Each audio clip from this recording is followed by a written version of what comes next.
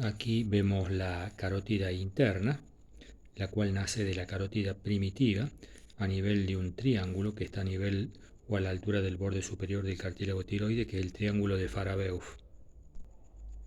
Aquí vemos el triángulo de Farabeuf limitado por la yugular interna, el tronco tirolingo-faringofacial y el nervio hipogloso mayor o decimosegundo par craneal. Ahí vemos la bifurcación de la carótida primitiva en carótida interna y carótida externa. Aquí vemos a la carótida interna, pasando por debajo del vientre posterior del digástrico, por debajo neto de los músculos estilios, el estilo gloso, el estilo faringio, el estilo hioideo. Entra a la región maxilofaringe y va buscando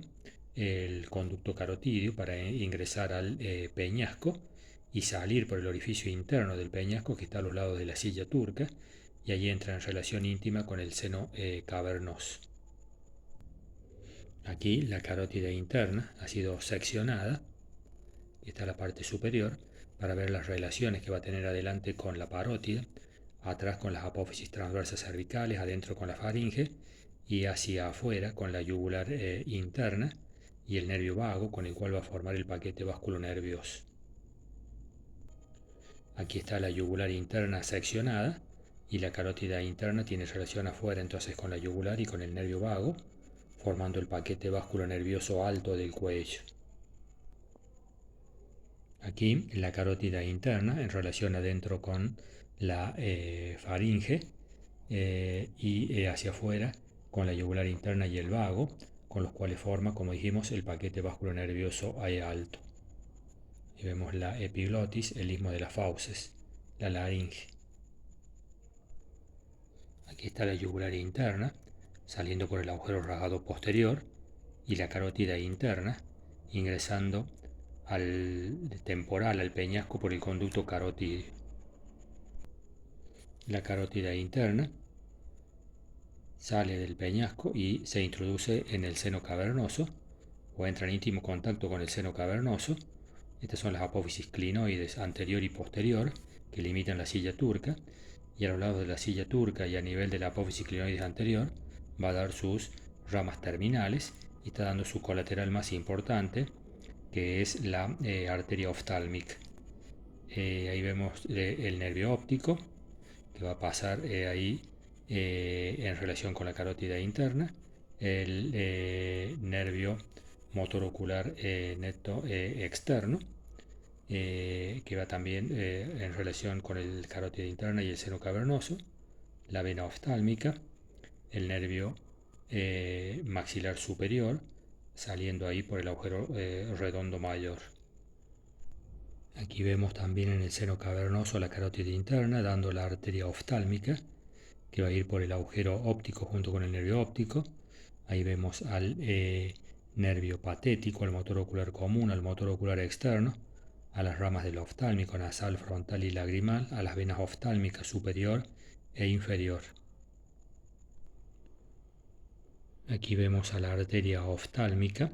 que es la colateral más importante que da la arteria carótida interna. Las otras colaterales menos importantes son el filete carótico timpánico para la caja del tímpano y también importantes las arterias para la hipófisis, pero la oftálmica se considera la más importante. Pasa por el agujero óptico, por fuera del nervio óptico, luego cruza por arriba del nervio óptico y se dirige hacia la pared interna de la órbita, donde va a terminar por una arteria frontal que va a la piel de la frente y la arteria nasal, que se anastomosa en el ángulo interno del ojo, con la arteria angular, rama de la facial. Esta arteria oftálmica da varias colaterales, como la arteria lagrimal para la glándula lagrimal, las arterias netociliares para la esclerótica y la coroides, las arterias musculares superior e inferior para los músculos rectos y oblicuos del ojo,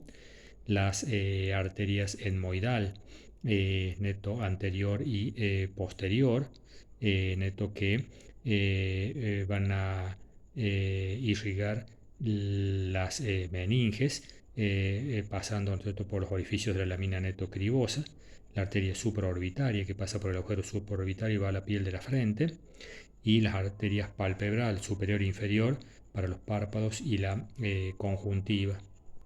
Aquí vemos a la carótida neto interna, al nivel de la apófisis clinoides anterior, dando sus ramas terminales, que son 4, la cerebral anterior, que va para la cara interna del cerebro, y se une a la cerebral anterior del lado opuesto por la comunicante anterior,